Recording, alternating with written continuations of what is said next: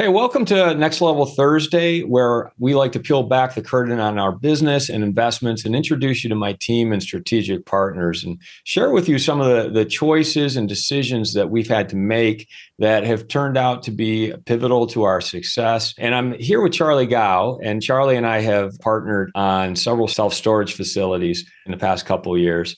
How you doing, Charlie? I'm all right. How about you? Good. There's a specific moment that happened for us on one of the first deals that we did. You had found this opportunity off market, and it was an existing facility with additional room to expand. And the thing that really kind of got me hung up on it was that the owner of this facility wanted to sell it to us, but then also stay on as the manager. That concerned me right from the start because it makes it more difficult to kind of institute some of your new procedures and systems. We really thought through that whole process and went back and forth. Ultimately, we did end up buying the property and keeping him on as manager. But what were some of your reservations in making that decision?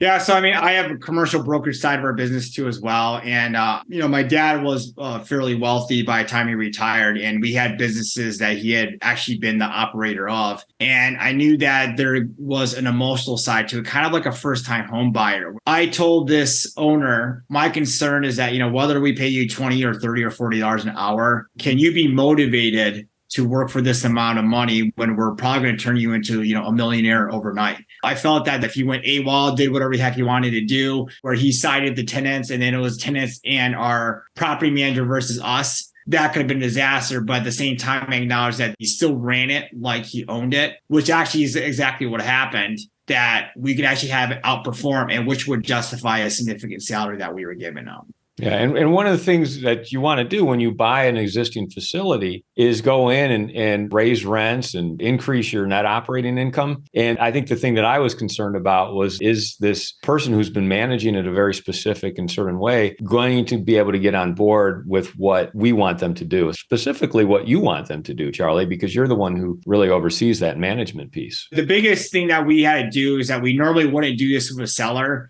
We had to be very transparent as far as our plan for repositioning the property because we had to make sure he was on board with that. Now, the risk is he might come back and say, oh, you think you can get these rates? I need to get more on the purchase price, or things like that too as well. But ultimately, I felt it was a better risk to take that than to get in. Doesn't know what's going on. And all of a sudden now we're dealing with somebody that doesn't want to implement our plan for us. But then as a result, once we closed on a Tuesday. I probably could have gone to the beach on Wednesday. It wasn't one of those things where all hands on deck, let's really focus on repositioning this property. It pretty much was business as usual because everybody was so well prepared for when we finally closed. And one of the other things that we really had to kind of get past was what he wanted to get paid as manager. Because really, when you looked at the numbers, it was twice what we should have been paying a manager. And this was an off-market deal, but there was one other group that was making an offer and willing to pay him what he wanted to get paid. We did kind of look at that and say, well, why are they willing to pay him that? And how do we justify paying him more than what a traditional manager would get paid? Yeah. So, one of the things that we looked at in the short term, we were paying double, but we were going to more than double the size of the facility. And so I didn't really realize at the time how useful he was going to be, but he provided a lot of help where I did not have to be on site as often. I only had to be on site maybe once a month. The second thing was once we were stabilized, it was only a short-term pay,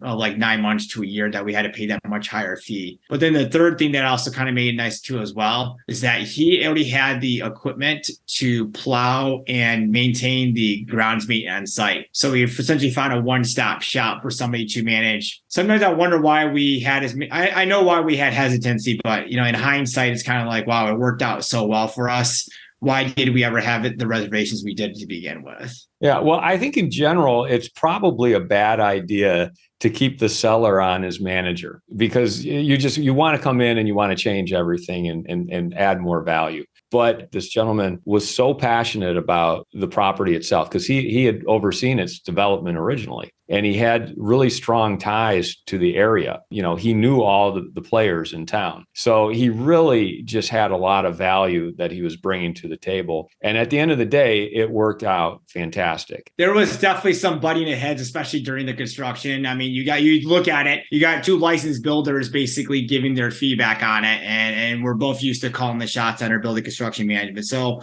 now that we finished the building construction management, he manages it so well for us. I really have not really had to do a lot. It's really just more of a check in once a month, once every 3 months to kind of go over metrics and see how we're going on the future things. I sent him an email recently going over a rent raise that we're going to go over. He agreed, like, yeah, I think that's fair. Honestly, it's become such a passive deal for us that I don't know if we'll ever want to sell, to be honest. It's turned out to be a fantastic deal. In general, what would you advise someone who's buying a property where the seller wants to stay on as manager? Well, one, I really see what is the cost of that, because if they're selling to you at a discount, then okay, that might be one thing. But you want top dollar, and then you have this potential like risk here, then what is the value of that risk to you? So that would be the other thing. In general, I just tell people, if you really do feel that's the only route, is that my thing for is that, and I've done this with my dad's businesses, is transparency. You do not want any surprises along the way. You cannot keep any secrets. Yes, you might lose the deal, but it's better to lose the deal